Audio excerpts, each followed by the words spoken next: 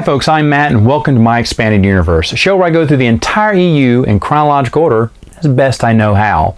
I have a short one for you today, another short story from the Star Wars Insider. This time it's issue 125. It's called First Blood, and this is written by Christie Golden.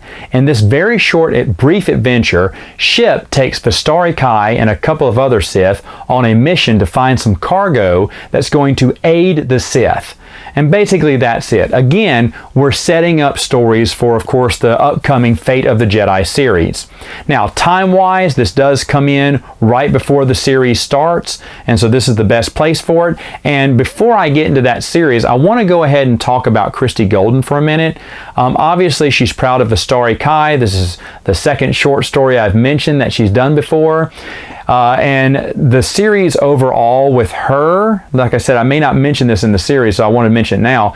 It feels like she's the flat tire again out of the two great ones. I mean, she had some good stuff, and some of her books I'll be praising later on, but I just felt like she was the weak wheel, and of the three, she was the weakest in that series, kind of like how Karen Traviss was.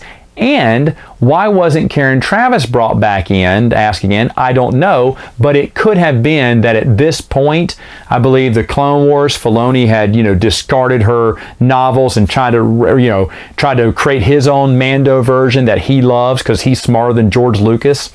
And at this point, maybe, I don't know the exact timeline here, but there was a point where Karen Traviss, table flipped and walked out like deuces, I'm gone. And so she didn't even finish her Imperial Commando series, and she never will. Even if they ask her and they totally disregard Dave Filoni, Troy Denning thinks she would never come back. So whether she was asked or not, I don't know, but at that point she had gone. Christie Golden would replace her, and Christie Golden seems to have the same chip on her shoulder, thinking, isn't my stuff great? Isn't these characters great? Isn't my story the best?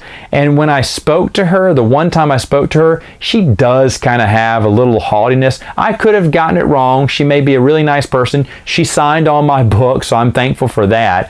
But, that, and I think I mentioned this, Lying About Sword of the Jedi, a book that we had a release date, had a cover art, and she's saying, oh, I never had any of it written.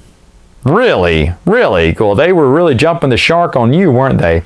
No, I just don't appreciate that. You just got to be upfront and honest. Just say, yeah, I had a story, but unfortunately we couldn't use it. No, I do not have that story. I cannot give it out. Thank you. Just be honest. Just be honest. I know fans would be hounding you for that story if it was real, and I know she had more than just an outline. She didn't claim she didn't even have an outline. She had a general idea, but nothing more than that.